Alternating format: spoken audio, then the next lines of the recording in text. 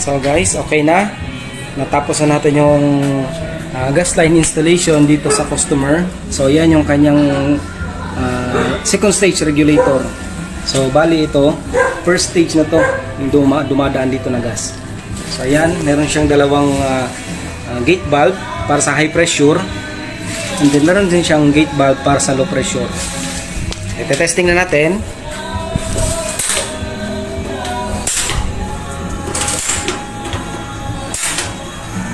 So, okay, goods. All goods ang kanyang low pressure. So, testing natin yung high pressure.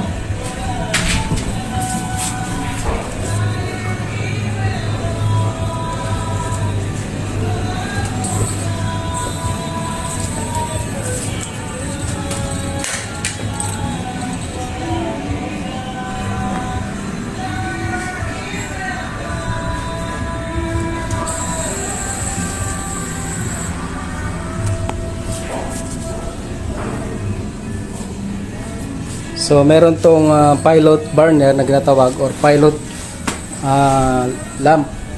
Ayan. So ito yon. Ay, lakas ng hangin.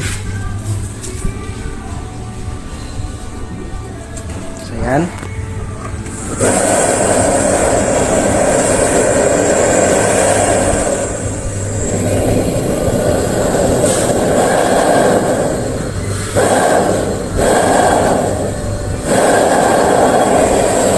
All function na yung kanyang high pressure,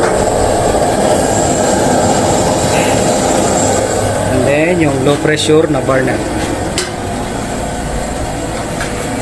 So ayan, so meron pa siya ditong additional na gas connection.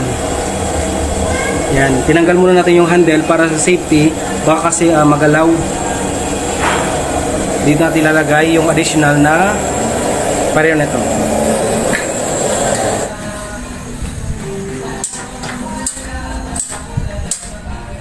Okay na.